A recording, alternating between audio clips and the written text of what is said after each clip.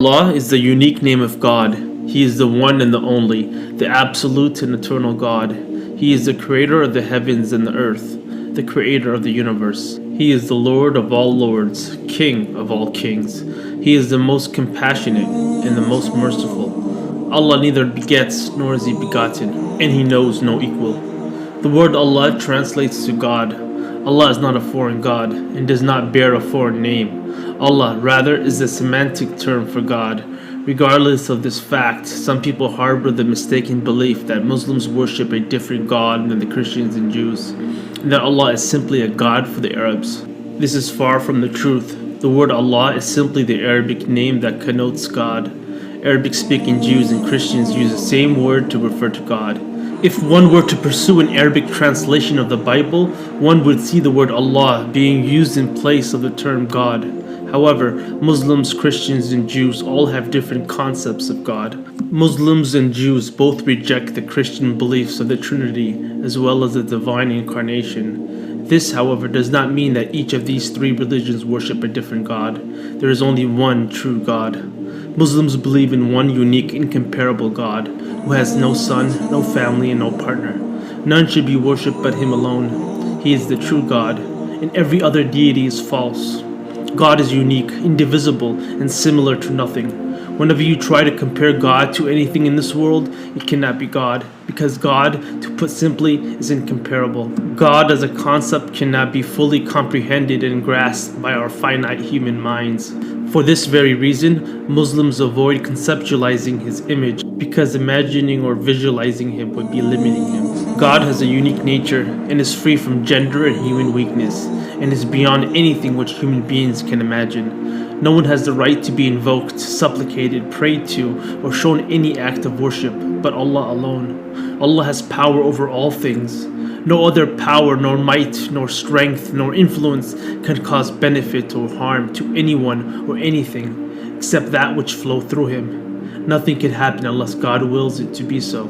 God is King, the Holy, the one free from all defects, the protector, the keeper, the sustainer of earth and the universe and all that it contains. He is the glorious, the great, the deserver of all praise. The kingdoms of the heavens and the earth belong to Him. Nothing is hidden from Him and nothing is beyond His capabilities. He is the Lord and the Master of the physical universe and the ruler and lawgiver for human life. Allah is the creator of everything from atoms to galaxies, from the smallest of animals to the largest. He is the director of all that is created. It is He who heats and brightens the earth, varies the direction of the winds, makes a man's heart beat, provides air for man to breathe, and keeps planets in their separate orbits. He is the one that merges the night into the day and merges the day into the night. He is the master of the day of judgment.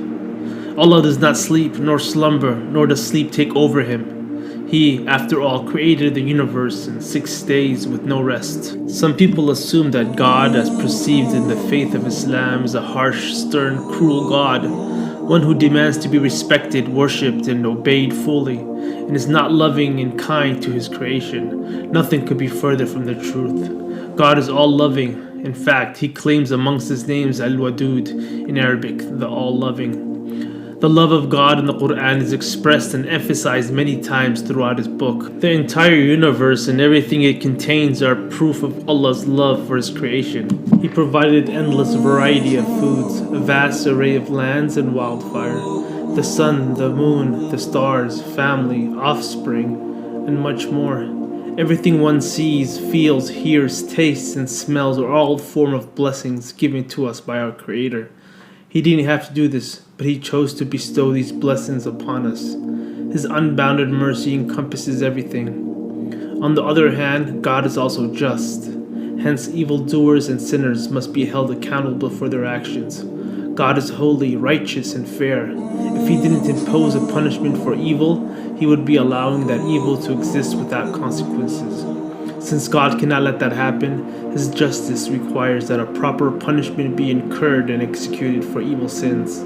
Although Allah is not answerable to anyone, He has promised nonetheless to be just and fair with everyone. God has an infinite number of names and has a special category of 99 names listed in the Qur'an and teachings of the Prophet Muhammad. Of his names is the ever merciful, the forgiving, the loving, the nourisher, the sustainer, the compassionate, the exalter, the just, the great, the protector, the caregiver, the ever living, the powerful, the first, the last, the pardoner, the light, the supporter, the eternal, the preserver, the wise, the originator, and the one who gives life and resurrects. God has perfect attributes. He has limitless and infinite hearing, vision, mercy, love.